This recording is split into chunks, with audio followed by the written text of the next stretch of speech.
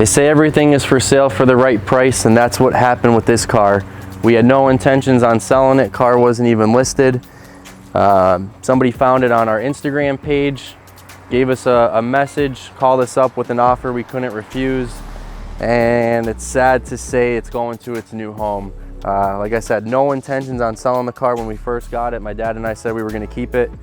Elkhart Blue, only 140 manual ZR1 convertibles were made. If you guys have been watching the channel now with all the ZR1s we've had, really even all the cars we've had over the years, especially my dad has been doing it for about 50 years. I've never seen him so attached to a car before as he was this one. Definitely bummed to see it go. Only about 50 to 70 sticks with the ZTK package. And I think now, I was having some conversations with some buddies of mine in the business, and they were saying it's crazy to think now that the convertibles are what people are after, because last year the convertibles weren't doing the type of money that the coupes were. They were, I don't want to say significantly behind, but a good amount behind in terms of value. They were going to the auctions and even on Bring a Trailer and other sites and not doing what the coupes were. Now when people are realizing it was the only year that the ZR1 was made in a convertible, how rare the production was in terms of these cars being built. So you had 140 total manual convertibles that were built, and you're looking at somewhere between 50 to 70 in the ZTK package. This particular car was one of one. You have the competition sport seats with the blue stitching. You have the chrome wheels, the blue calipers. It also has a blue power top, and it just checks every box of everything that you could want, not only in just a ZR1 convertible, but a ZR1 period. The guys who think that the wing looks crazy on these cars don't know what this car is and how unique it is. We said it before, it's a unicorn, and it's gonna be nearly impossible, if not impossible, to replace the car.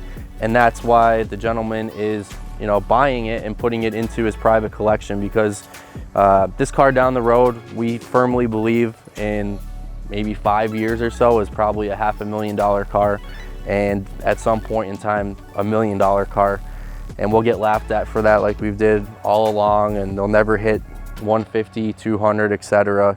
And we're just, like I said, sad to see it go, because we can't go replace the car with another one.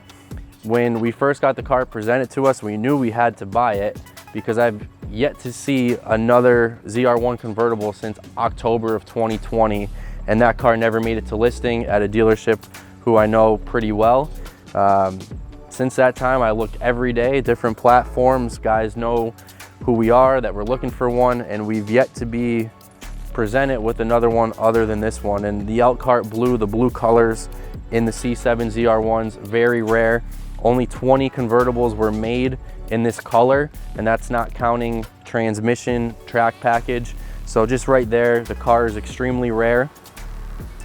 As you guys have seen and know from our channel here and everything, our history, we've probably had 30 ZR1s or better throughout the last 12 to 18 months.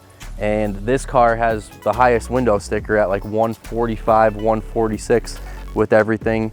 And just sad to see it go. Like I said, it's a car that's so unique.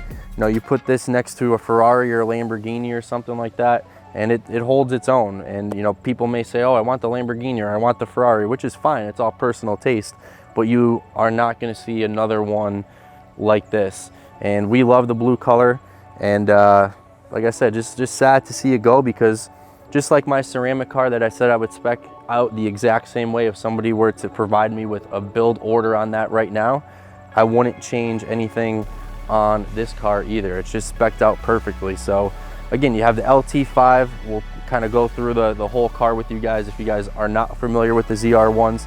You have the LT5 supercharged engine for 755 horsepower with 715 pounds of torque.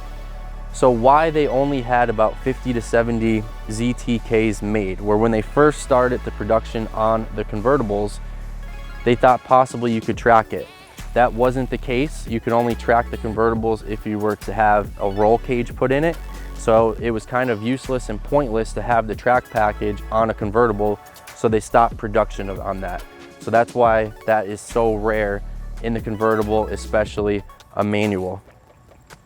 Different feature on this car than the ones we've had is the chrome wheels. Honestly, not a fan of the chrome wheels on a lot of the ZR1 cars that we've had. They were all black. This is the first one with chrome. Even some of the cars I've seen on the market with chrome wheels, I didn't really like. This car looks absolutely great with the chrome wheels in my opinion, especially with the Elkhart blue color. You have the chrome, or I'm sorry, not chrome, the carbon fiber inserts behind the headrest, which obviously you won't have on a coupe because that's not even being seen. All the carbon fiber, just as you have on the coupes with the side vents, the blower on the hood, also the carbon fiber hood, and your front splitter. Inside the interior too, all the carbon fiber. This is all leather for your competition seats. There is no suede or Alcantara, but you do have the nice blue stitching, which definitely matches and accentuates the car very well. So like I said, just a really well optioned car. A lot of the convertibles I see are low wing cars. Like I said, they stopped making the production on the track packages early on. I did see one other manual convertible a couple months back, which was a non-track pack car. So I will say we're gonna be on the lookout here hard, as I told Jeremy, big game hunters looking for our next ZR1 ZTK convertible in a stick. But we know that's a tall task and something that's gonna be really hard to find, as this one really was. It's a unicorn spec, unicorn build.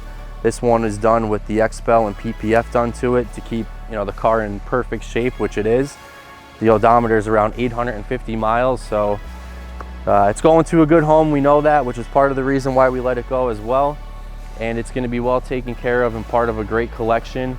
And who knows, maybe someday we'll get it back if it ever presents itself. And if not, we're going to chase down one like it as hard as we possibly can.